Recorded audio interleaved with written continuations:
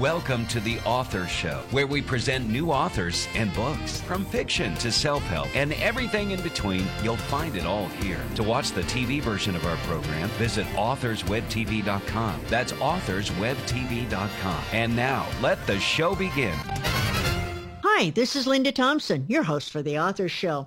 Told with sympathy and humor, the 5 Irish stories in Thomas Rice's Rites of Passage are of homeland lost and recovered, of fierce loyalties, of dashed and regained hope, and much, much more. Dr. Rice is a man of many talents, and he writes about the challenges in Ireland, the country of his birth. Dr. Rice joins us today to share more about the Rites of Passage, 5 Irish stories. Dr. Rice, welcome to the Author Show. Well, thank you, Linda. I appreciate an opportunity to talk about this. Thomas, please give us a quick overview of the Rites of Passage, 5 Irish stories. Sure. Well, you see, we're talking about 5 different stories, and we have 2 novellas and bookends of it, and then we sandwich 3 short stories in between. So there are cross-cutting themes in the 5 stories once you finish the lot. And I would say a dominant one throughout is the principle of a single mom trying to make a living in very rough circumstances. On barren soil, without an income, without support, and maintaining dignity and some sense of hope throughout. There's a theme of boys trying to become men, fatherless boys in many cases, all the betrayals and humiliation that go with that.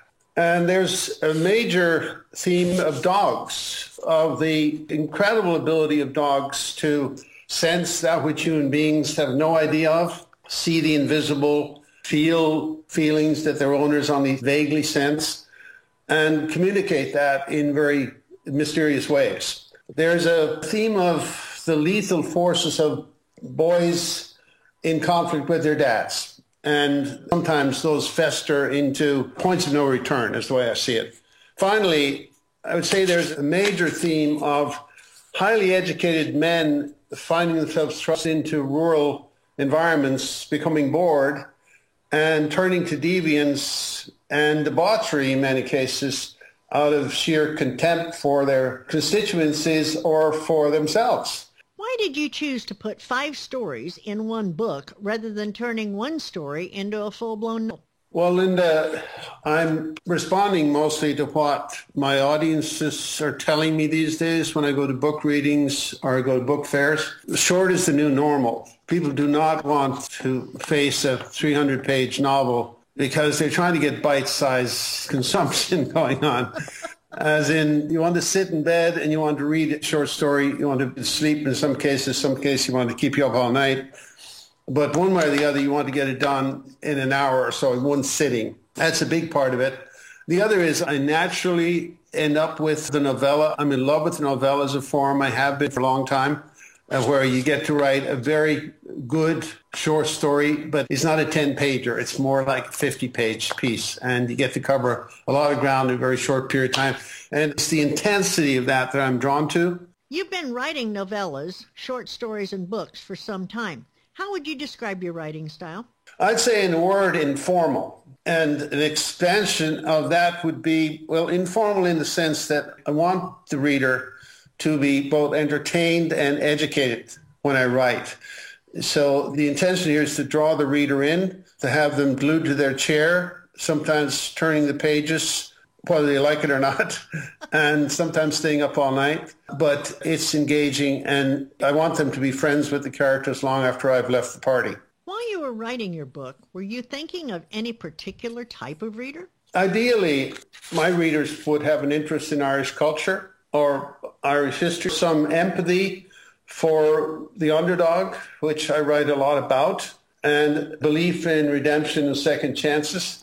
But I'd say generally any adult who enjoys a well-written story, good drama, and unforgettable characters should be attracted to my writing. As I said in my intro, you're a man of many talents. You hold a PhD in sociology, have been a research associate at Harvard, a licensed carpenter, bartender, and founder of an Institute for Social Justice. How on earth did you settle down long enough to start writing? Well, it was at the end of a few careers that I managed to do that. I left the big post I had in 2005 and decided I was going to turn to what really was the first love for me, which was always about writing. And then I was able to concentrate on it in significant fashion from then on, and I have been at it pretty much full time since 2007.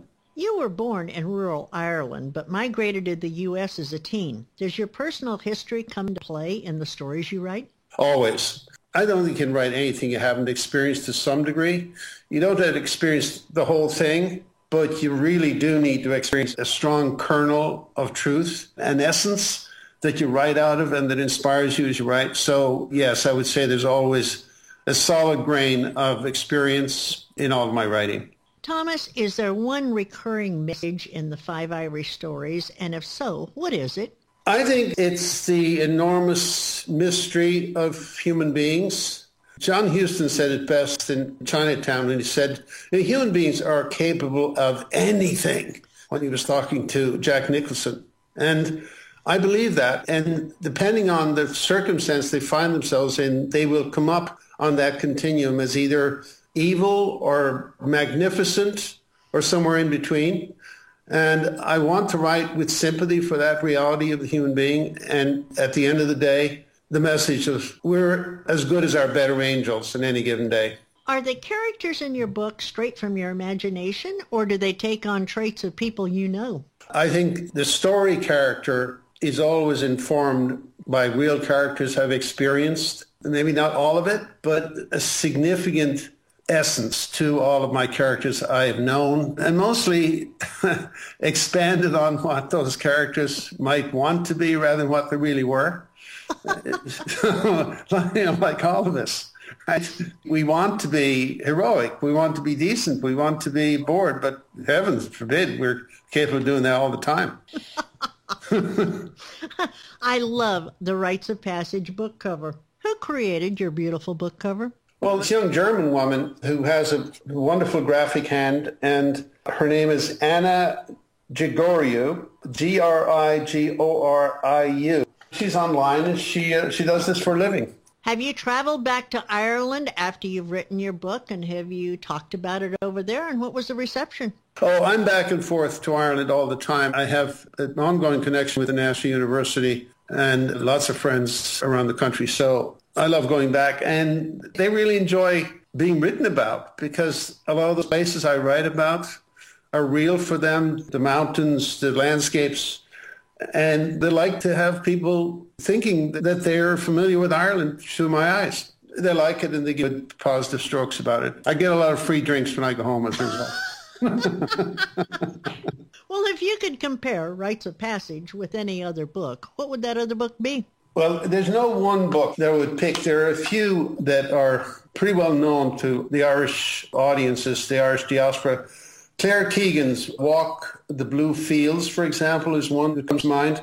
Another one, John McGarn, who has collected about every prize in writing, his collected stories would be another one that I would compare them to. With some sense of grandiosity, by the way. These are unbelievably great writers, but I aspire to be like them. Are you currently working on another book? And if so, can you give us a bit of a teaser? I am, actually. I'm working on a novel this time. It's getting longer than I want it to be. And the outline is called Finding Nora. It's based on the reality of a baby being found on the side of a road. When I was growing up, baby abandoned in a little crib and with a £5 note pinned to her lapel. And that woman came back to the village as a grown person, very successful politician now. And she came back inquiring about her family, and I decided I was going to fictionalize the gap in that story. It's about a lost baby trying to find who her real mother is. Do you have family members or friends who critiqued your manuscript before you sent it off for publication?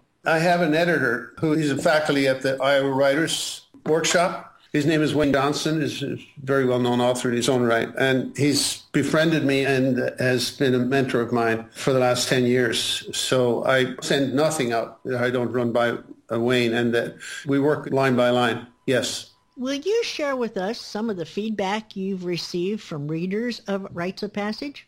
Yeah, I think most people tell me that they feel like they're in the story.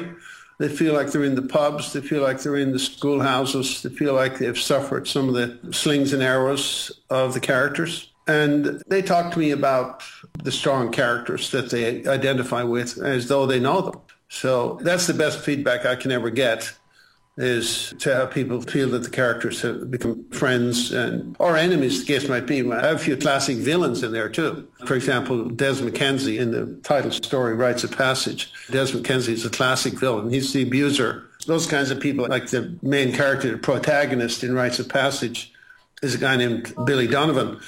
And he's become a real person for a lot of people. They write me letters they need sent to Billy Donovan. So that's okay. Anyway, some people get that they mistake the fictional for a real person, which is great. When I see that, I really think I've hit the pay dirt. So where can we learn more about you, about your other books, and most of all, where can we purchase Rites of Passage, 5 Irish Stories?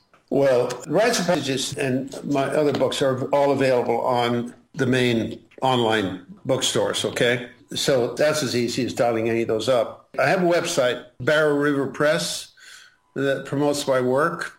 And so my books are available on there too, and an outline and excerpts from each of them. So barrowriverpress.org is the home base there. If somebody wants to read a bit more about me, they can find it on there too. Thomas, I've really enjoyed talking with you today and learning more about Rites of Passage. Thank you for taking time to chat with us. I have a feeling that a lot of our international audience is going to be very interested in your stories as well as I am. When you release your next book, will you think about coming back and talking with us again? I would love to, Linda. Thank you so much. It was a pleasure speaking with you, and thanks for the opportunity to discuss all this stuff. As Dr. Rice says in his synopsis, although the themes in Rites of Passage often have to do with irretrievable wrongdoing, the redemptive undercarriage is a celebration of characters' valiant struggles towards fairness and human dignity. This leads me to believe that Rites of Passage will be a very satisfying read. I hope you feel the same way, and I thank you for listening today. This is Linda Thompson, concluding another edition of The Author Show. Please share this interview with your family and friends so that they too may have the opportunity to discover our guest and his work. And why not spread the word on social media as well? Please join us next time for another exciting author and another great book on The Author Show. Thanks for listening to The Author Show. To contact us, call toll-free 1-877-955-8800. That's 877-55-8800. Or visit theauthorshow.com. Theauthorshow.com. Tune in next time to another great author on The Author Show.